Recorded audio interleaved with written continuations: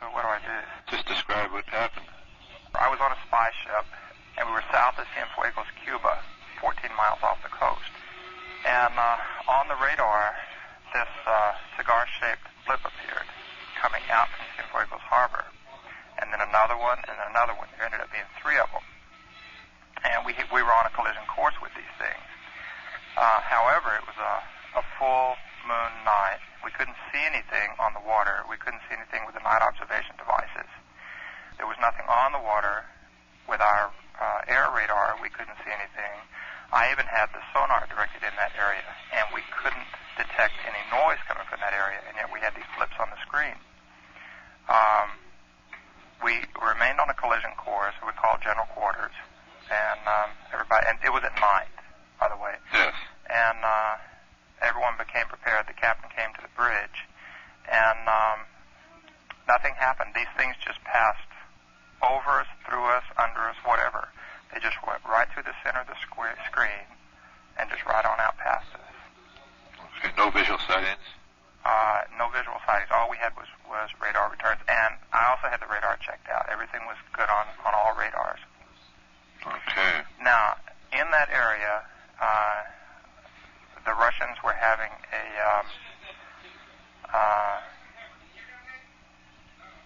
well, it was a top secret thing at that time. It probably still is.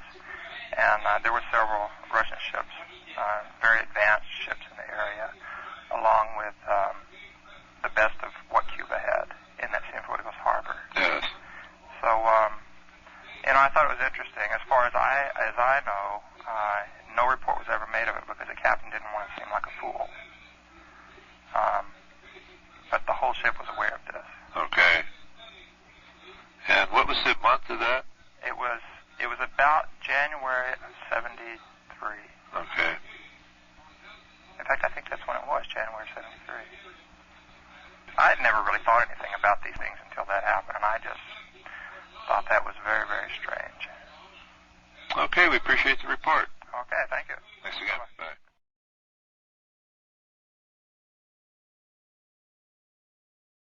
UFO Reporting Center. Hi, this is Sergeant from the Webster, Massachusetts Police calling. We have a resident that's claiming they saw something today that they've never seen before in the lake area. And I was just there, and I took a statement from this individual, and seems to be okay, not living in the future or the past or anything like that, yes. And very adamant about what they saw. Okay.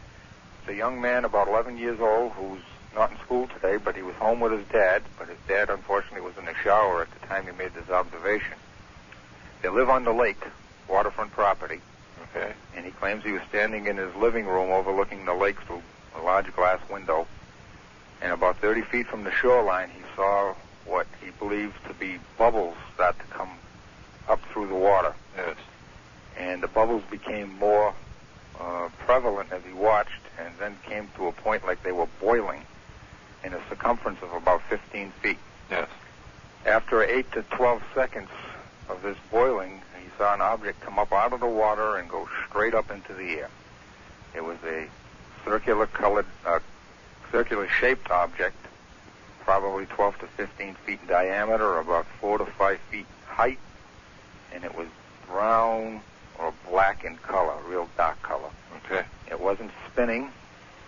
It didn't make any noise, and it just went right straight up until it went out of sight. Okay. And I talked to the kid at length. I asked him if he had been seeing any TV shows concerning this type of thing or reading any books. He says no. He's a very intelligent kid. I have no reason to believe he's not telling the truth. Okay. I've never dealt with anything like this before, so I'm sure I didn't ask some of the right questions. But not a kid that's living, a fantasy life anyway. He's a very intelligent young man. And he made this observation around 11 o'clock this morning. Okay. And what was the city? Webster. Webster. Okay. Right. What was the name of that lake? Well, we call it Webster Lake, but it's Lake Chagagagog Manchagagog Chabungamungama. Okay. That's the one. You've heard of that one? Oh, yes. Good old right. Indian name, yeah. All right, sir. Thank you very much. Okay. We get any follow-up, we'll let you know. Somebody will follow up on it? Sure. Okay. Thank you. Who am I speaking to, sir? Robert? Yep. Gribble. Gribble.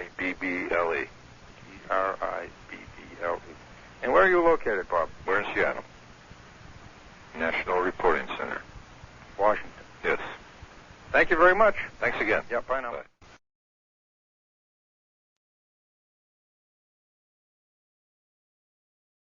I work at the Oakland Air Route Traffic Control Center. Yes, sir. Okay, and we observed an unknown phenomenon this morning, about 1600 Zulu. And local time, that was about 8 o'clock. Okay. And we observed it for about 10 to 15 minutes. Two targets, and we were working in conjunction with Air Defense Command. Yes. They also painted the targets on their radar. We checked two radar systems in our facility. The targets were approximately 200 miles west of San Francisco over the water.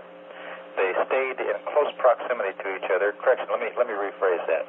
They flew in what appeared to be unison, approximately 90 miles apart, in a north-south track. We observed them initially tracking south. Their speed was in excess of 2,000 knots. They did a high-speed run for about 75 miles, made a very abrupt slowdown, and then a 180-degree turn and tracked back northbound in excess of 2,000 knots. Made about a 15 to 20-degree right turn, and then we lost them. ADC advised me that the targets were too high to get an altitude readout on, and they confirmed their speed in excess of 1,857 miles an hour also. Okay. Any estimate of altitude? Their altitude readout capabilities, I think, are classified. I see. And they were reluctant to advise us what the altitude was. But Okay. I do know that they were in excess of 60,000 feet. Okay. Were you getting a good, strong return? Oh, good. Painted like a barn out there. And it was a good, strong track, like we were painting a 747 on primary target within 50 miles of the antenna site. Okay. It was really a fantastic situation. And several radar systems, we were receiving them off of two conjunctive radar sites that we work with. The 26th NORAD was receiving targets on them, and the 25th NORAD was also receiving targets on them. So there was no radar phenomenon involved unless it was something so unique that it would affect all radar systems. Okay. When they left to the north, did they just go off of the screen? They just went off of the screen. Okay. It was almost like, like they went to such an excessively high speed and rate of climb that one moment the antenna picked them up, and the next sweep of the antenna, there was nothing there to hit. Okay. All right, sir. Well, we sure appreciate this information. All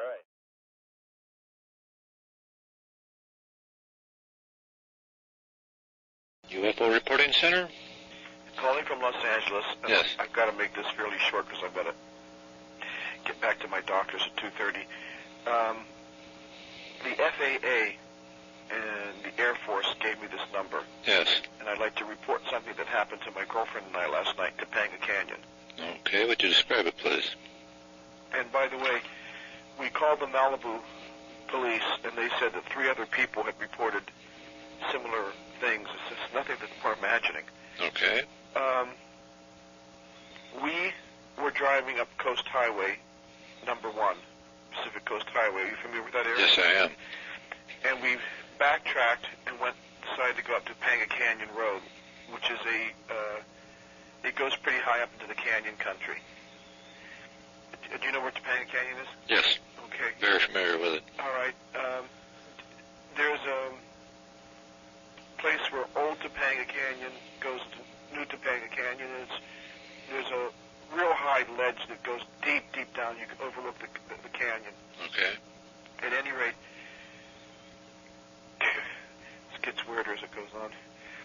Out of nowhere appeared over our car a brilliant light that was hovering about, I'd say, 50 feet on top of our car. Okay. And at first we thought it was a helicopter, a police helicopter or something, except that we realized that we didn't hear any sound. And we looked up and we could see clearly the defined shape of a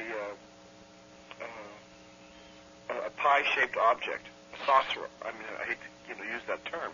Okay. A saucer-type object. There was a rim. We could see a rim, and then within the rim was this just one big, brilliant light that kept shining on our car. Okay. Was this like a beam of light? Yes. Okay, was that in the form of a beam or a cone? It was a wide cone. Okay. A wide cone. Okay. Covered, I'd say a good, maybe 50 feet in diameter.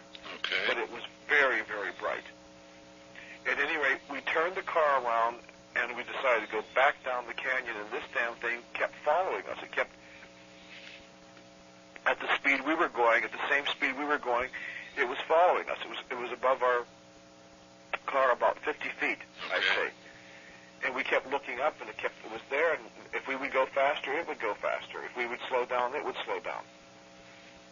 And we had the distinct impression that it was pursuing us. And the only noise that I felt that we could hear was the sound that a transformer would make, like a hum, a high-pitched hum. Okay. Then I told my girlfriend, we better get out of here. So I accelerated the car, but you got to be very careful on Topanga Canyon because it's a very windy, road. And when I tried to accelerate the car, my engine went out. The lights went out. Everything went out. Okay. And we got out of the car thinking that we were going to run away. I'm telling you, my girlfriend was almost to the state of hysteria. In fact, later on, we went to Cedars-Sinai emergency room when I got home, when we got to our home here. When we got out of the car, we got even a better look at it. We saw that it was not a helicopter. And within, I'd say, seconds, it just went straight up in the air, and as quickly as it appeared, that's how quickly it vanished. Okay. At any rate, we got back into the car, and the car started, and we got down to the coast highway. We came home to Los Angeles, and my girlfriend was very, very badly shaken up. She's a nurse. I'm an accountant. We went to Cedars-Sinai emergency room, and we had broken out in blisters on the backs of our hands. My girlfriend, where she was wearing a necklace, you could see the mark where the necklace was. I wear glasses. You could see on my face the glass mark. And we have very nauseous all night and diarrhea. Okay, now was that like a bad sunburn? Yes. Okay. Yes, it's like a bad sunburn, but it's weepy. They're weeping blisters. Okay. And I sure didn't have it. We didn't have this when we went out. At any rate, we did call the Malibu police when we got home, and they said that 3 other people had called concerning similar incidents that evening. In the same area? In the same area, the Topanga Canyon area. Okay. There was an Officer Burns that I had spoken with. Okay. And we're going to go back to the doctors today at 2:30, so I can't stay too long, and I don't want to get terribly involved with even the doctor said I could report this. I'm not prone to these far-out situations, sir, but it was the most amazing thing I've ever seen in my life. It was really quite frightening. Okay. Now, was your girlfriend an RN? Yes, she's a registered nurse. Now, what time did that occur? It occurred, I would say, approximately at 12:30 in the evening. That's this morning? Yes. My girlfriend works at the Wadsworth Veterans Hospital. Oh, okay. What was the name of that Veterans Hospital? The Wadsworth Veterans Hospital. Okay. Now, do you have any estimate of the diameter of the object? It was about 50 feet in diameter. Okay. Now, do you remember the color of that cone of light? White. Okay. White with, but there was some blue in it, blue around the edges. Okay, now when you were exposed to that beam of light, did you detect any change of temperature?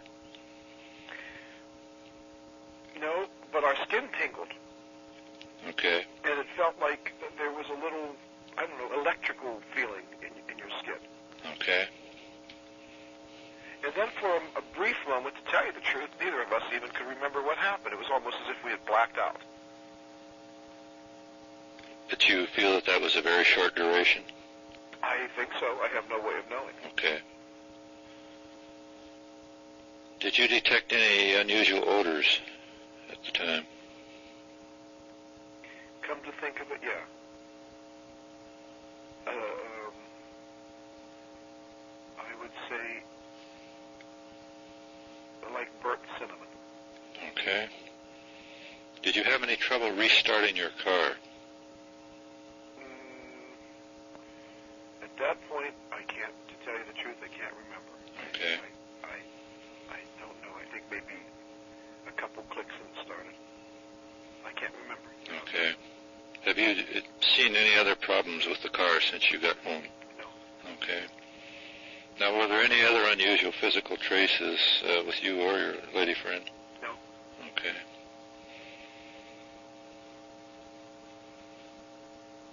And how long do you feel this entire incident went on? I feel that it followed us for about 10 minutes. Okay. And then out of the car, maybe a minute or so. But it was when we were out of the car is when I kind of lost track of what was going on for a while. Okay. Do other people report things like this? Well, yes, sir, they sure have. They've been reporting them for years. Now, what was the name of the doctor you were going to? Well, we went to the Cedars-Sinai emergency room, and I don't recall the name of the doctor. Okay.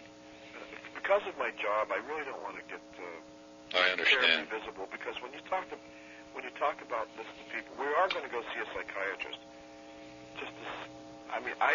We weren't hallucinating. I didn't make this rash up. Yes.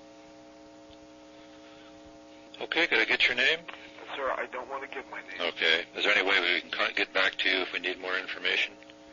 Well, what more information would you need?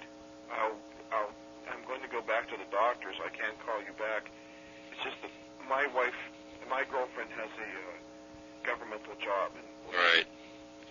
You've got to understand, this is of such high strangeness that people tend, if it gets out, they tend to look at you as if you're weird or something. I understand.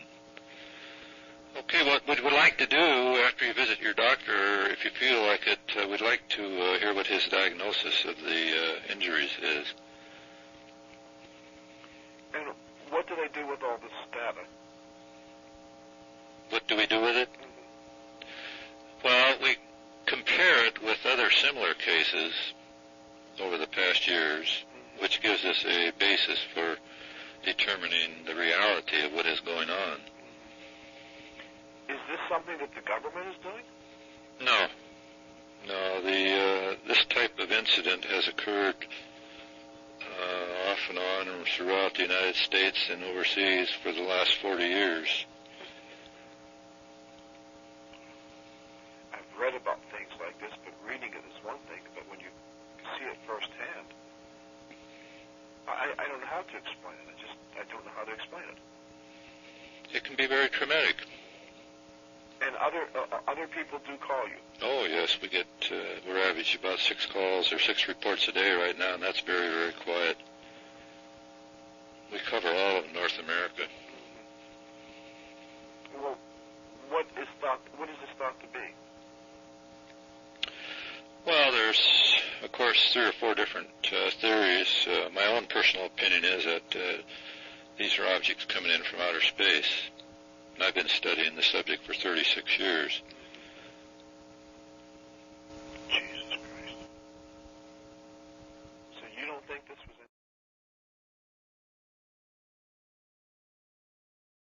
UFO Reporting Center? Yes, sir. This is the Jacksonville Center Watch supervisor, and I don't know what we need to do on this or even how it's handled because I've never had one of these before. But at any rate, we've got a civilian aircraft around Augusta right now that has seen something real strange. It's been following them here. It's been about its 11 o'clock position for the last half an hour or so. and we have no other aircraft in the area, no other reported aircraft, nothing that we're seeing as far as VFR traffic or any other targets. So I guess we have reason to believe, as well as the pilot believes, that it may be a UFO. Okay. Now, what information do you need to have me get here so we can? Of course, just the name and phone number so we could contact him later if possible. All right. Let me get name and phone number. What else do you need? That would be sufficient. Okay. Is this is this a government reporting agency? No, it's a private agency. Okay. Is this just out of curiosity? Is this any guy by the name of Neff out of Cleveland, Ohio? Did he have anything to do with this No. at the time? No. Okay. What is this? Is this just a tracking agency? We gather the reports from around the country and then they're evaluated here. You know what's done with them from there? Just out of curiosity. If they need additional information, then they go on to field investigators and they make on-site investigations. Okay. All right. Well, I'll get his name and phone number and give you a call back. Thank you. Do I need to ask for anybody in particular? No, sir. Okay. Thank Thanks. you. UFO Reporting Center? Yes, sir. This is Jack Center Launch Supervisor. Yes, sir. Okay, the information on that gentleman, he was real reluctant to talk to anybody on this thing, and I reassured him. The sad part about this, people see things like this, and a lot of it goes unreported, I think, as a result of a lot of what Project Blue Book did back in the 60s and the 50s, with trying to discredit the people that that were seeing these things and reporting them.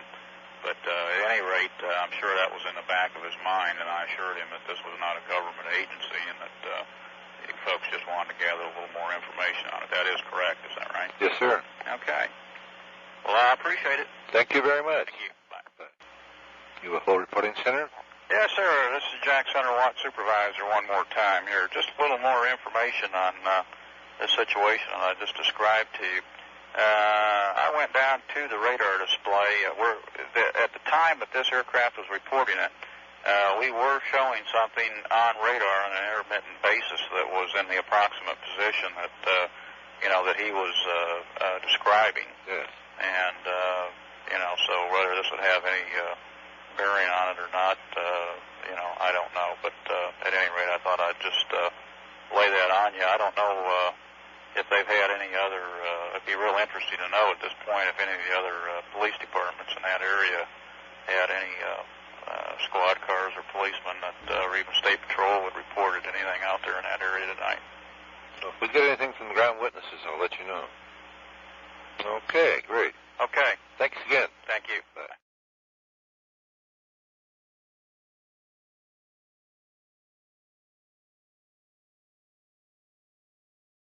I was trying to get through on y'all's toll-free line there, but I don't know if it's any good anymore. No, that was disconnected several years ago. Oh, was it? Yes. No book anyway. No.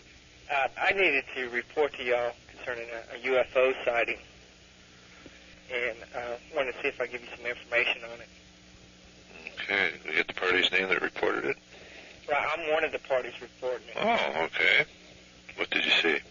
To give you a brief on it, I was dispatched on a UFO sighting at one of the intersections in our city here. Yes. When I arrived, what I saw was a real large craft in the air, circular. I would say it was at least 25 yards wide, or in diameter actually would be.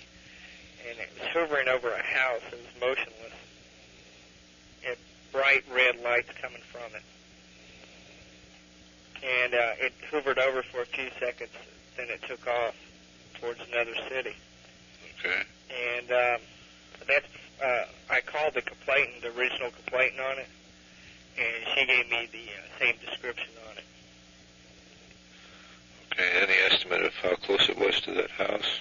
I would say it was within 100 feet of the house. Okay. Did you hear any sound? No, I didn't hear any sound at all. It didn't appear as never saw it land, and from the people I talked to, they never saw it land either. Okay, these lights, did they appear to be pulsating or flashing at all? No, they weren't flashing whatsoever. Okay. They were real bright. It lit up the whole area. Okay. I was in the military before, and I'd never seen any aircraft whatsoever that looked like that. You say it was circular? Yes. Okay. Circular. What time did that occur? It happened at about 11 p.m. Eastern Time. How long do you feel you watched it altogether? No more than, I'd say, 10, 15 seconds. Was it stationary when you first saw it? Right, it was stationary when I first saw it. Okay. Do you remember which direction it moved away? It would be going west.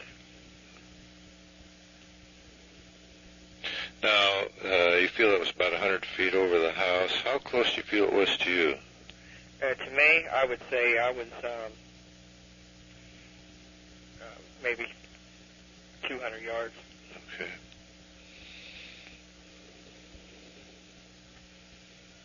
Did this appear to be a solid object? Metallic?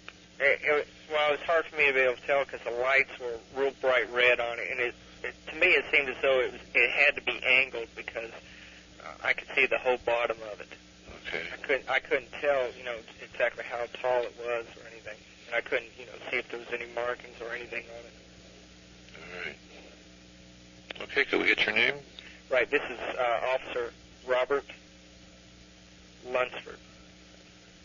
F-O-R-D? Right. Okay. I've checked with the international airports.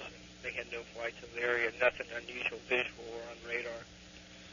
The military said there was a possibility, but they couldn't confirm. There was some E-2s in the area, but these are definitely not E-2 Hawkeyes. Especially if they weren't making any sound. Right, exactly. And, E-2, the disc is on the top, head on the bottom. Right. Okay. Where did you get our number originally? I've talked to so many people. Originally, it was in our police manual. Oh, okay. Okay, and that number wasn't good, so I got it from the Air Force Base, Langley Air Force Base. Okay. Well, we sure appreciate you reporting that, and if we get any follow-up on this, we'll sure let you know. Okay, there's something that I struck me as kind of unusual. It's my understanding that in my city was the first one ever recorded sighting, not far from where this one was seen. That's according to the papers. We've been getting quite a few of these sightings. I don't know if you've been hearing any from Chesapeake or not. No, we haven't. But it's my understanding we've never. I've been on this department for over 4 years, and I've never received one other than a mental case. Yes. And then all of a sudden we're just getting flooded with them. It kind of just strikes me unusual. Okay. Well, anytime you get calls from people having these experiences, you can give them our number if they want to call us. Oh, okay. Sure will. All right. Thanks for calling. Thank you, sir. Bye. Okay, bye-bye.